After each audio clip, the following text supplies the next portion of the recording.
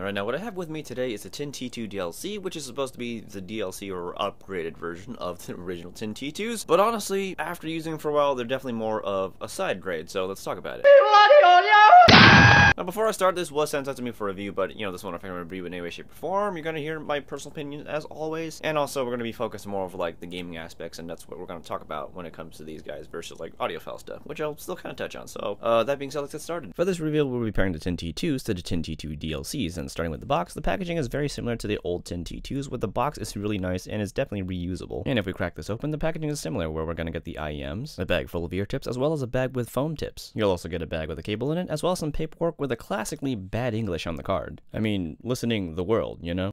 Starting with the cable, it is a very nice cable and very similar to the original Tin T2s, where we get a very durable looking 3.5mm jack at the end with a very nice durable braided cable. That is a simple metal barrel splitter with a bead chin slider. And at the end are where things get very different, because we now get pre-curled hooks, and instead of using MMCX connectors, we have 2-pin connectors. That said, the IEMs themselves are almost exactly the same as the original Tin T2s, being made completely of metal, including the nozzle and the grill, with the main differences being the metal texture as well as the faceplate that's now on the DLCs. And a big difference mentioned before is that it now uses 2-pin connectors versus the MMCX connectors, which is like a hit or miss for some people. Visually, they are small and basically are almost the same as the original Tin T2s, though I do think the logo emblem is a bit much and I could definitely do without it. Comfort-wise, it's basically the same as the original Tin T2s as well due to the shape, but you do now get pre-curled ear hooks, so that should help with the fit of them, making them less finicky to put on. Due to their size and weight, you can wear them for very, very long periods of time as they're very comfortable in the ears, and I think it should fit just about anyone just fine depending on like what ear tips you use. But of course, your mileage will still vary a bit depending on the size and shape of your ears. Alright, now to put it simply as to why I think these are more of a side grade versus an upgrade is because if I were to consider these, the DLCs an upgrade from the original Tin T2s, I would have thought they would have been given like the critical treatment that the Blessings 2 had, where the Blessings, 2 were missing some bass, so they added more bass and you got the Blessings 2 Dusk. That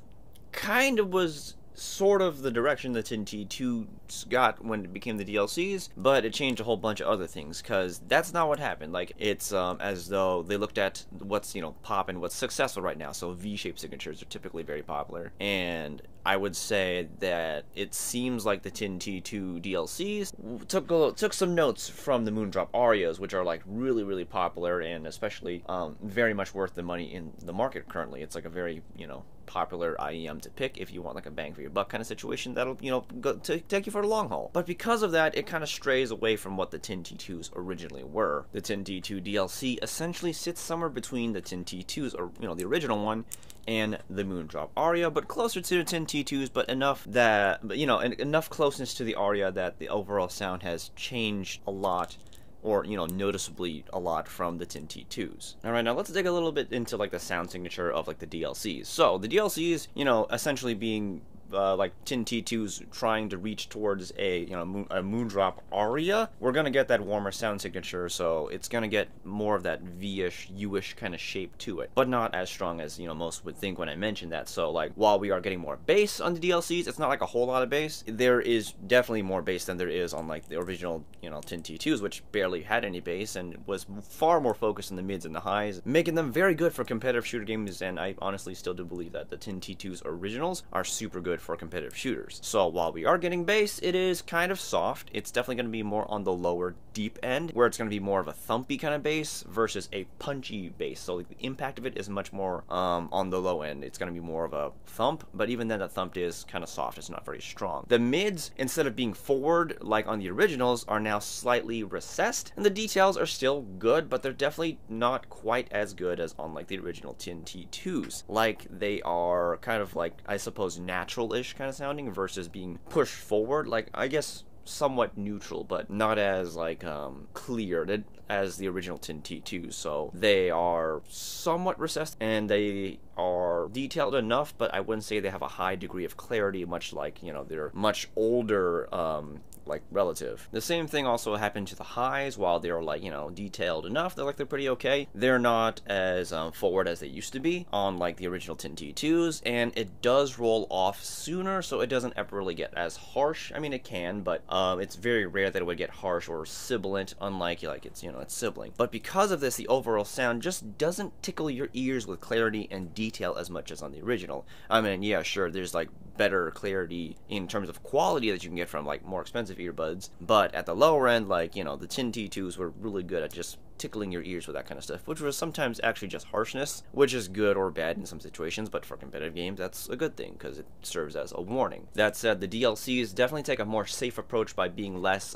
prone to harshness, by not having the mids and the highs so forward, and trying to have a slight, like, bend to that, like, you know, curve graph, whatever, to make things a little bit more of a comfortable listen. And they try to instill some of the original, like, push from the last one, but not quite as much. So I don't know, it ends up creating like a side grade in terms of like what it is compared to the original Tin T2s versus being an upgrade from the original Tin T2s. But, you know, I want to get into gaming in a little bit, but first I do have to, you know, touch on the soundstage imaging, which is actually surprisingly very, very similar to the original Tin T2s. So, like, the stage is essentially the same, which isn't really that big, to be honest. It's like an average size sound stage. It's enough to work with, and it's fairly round, and as usual, there is more width than there is depth. The height is just okay, but it is still pretty precise when it comes to, like, the imaging and using, like, the sound separation within the stage, despite the size of the stage. Though I do think, due to, like, the decreased clarity from the Tin T2s, they aren't as precise as the original Tin T2s, though even then, they aren't, like, you know, they're not slacking by any means. The precision of the imaging is still pretty good. You still are able to pinpoint pretty okay, because the sound separation on these guys is pretty decent. It's, you know, so, you know, in this sector, it's not bad. Now, with all this being said, the Tin T2 DLCs do pretty well in competitive shooter games. It utilizes the stage pretty well. It's fairly comfortable, and you can wear them for long periods of time because the sound isn't fatiguing, unlike, like, its older sibling. And the precision of the imaging and the use of the sound stage is good. It helps you track people very easily and find your opponents. However, there are some drawbacks to the sound, because while some of you guys may be like, oh, this is nice and comfortable to listen to, the tuning of while it does let you play competitively fairly well, it doesn't come close to the original Tin T2s when it comes to gaming, because the details and clarity that you would get out of the original Tin T2s was just more forward than the DLCs, so that essentially made, like, the Tin T2s almost, like, exclusively good for competitive shooter games, whereas, you know, the DLCs, they can play competitive shooter games very well, but they won't give you the same warnings, you might say, compared to the original Tin T2s, because some, you know, with the harshness of the sound, it actually also gave you, like, a warning of when people were coming much sooner than you would have on the DLCs. Like, the upsides of the original Tin T2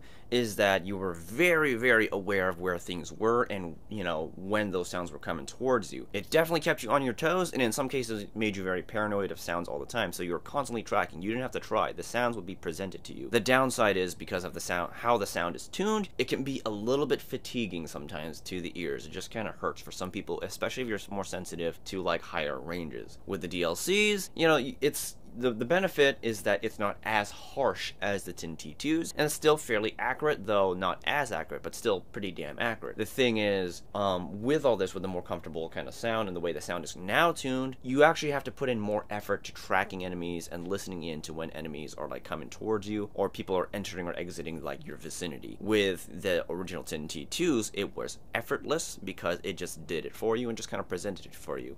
In the words of a friend, it was almost like cheating because of how good they were. With the DLCs, it's not like that. You actually have to put that effort into actually actively listening for it. Like, yeah, you'll hear it, but it won't be thrown in your face telling you you have to listen to this. Like, look, someone's coming. This one will actually do that. This one will suggest it, and you can listen to it or not if you want to. End of the day, they're still good for competitive shooter games, but not nearly as good as the original Tin T2s. Now, with that being said, you might think that this will mean that they will do better in non-competitive games, and you'd be right. But not, like, to a greater margin. I don't think they do, like, amazingly well in less competitive games, more open world kind of games, as compared to, like, other earbuds within this price range or close to this price range. At this point, I would choose something else if that was my main focus, because, like, the world is just larger for other earbuds. The world on the DLCs is just okay, and, you know, it does give you an okay sense of things and, like, where things are in the world, but I don't think it's nearly as immersive as, like, other earbuds that are even cheaper than the Tin T2s, just due to how how like the sound is presented to you. The Tin T2 DLCs then fall into like this in-between area where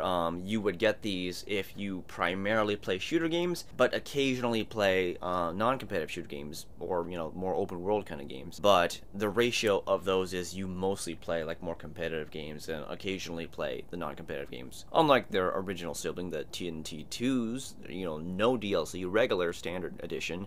This is, from how I, you know, how my ears take it, these are basically almost exclusively for competitive style shooter games. They're just not very good for like non-competitive. I mean, yeah, you can play them for non-competitive, but there's just way better options out there that would give you a much better experience. These are for if you're in it to win it, not to enjoy the world as much, you know what I mean? These are kind of almost in it to win it, but they're like, I kind of want to smell the flowers on the way. I don't always want to know where all the people are. Sometimes I just want to enjoy the world a little bit and a little bit longer, because it doesn't shriek in your ears all the time, and it doesn't like slap you in the face with sounds of danger and whatnot. These will. The DLCs won't. You get the option. They will still present it, but not nearly as harshly as like on the original Tin T2. So, you know, there you have it. And yeah, that's all I have for today. So thanks for coming in, guys, and see you guys next time.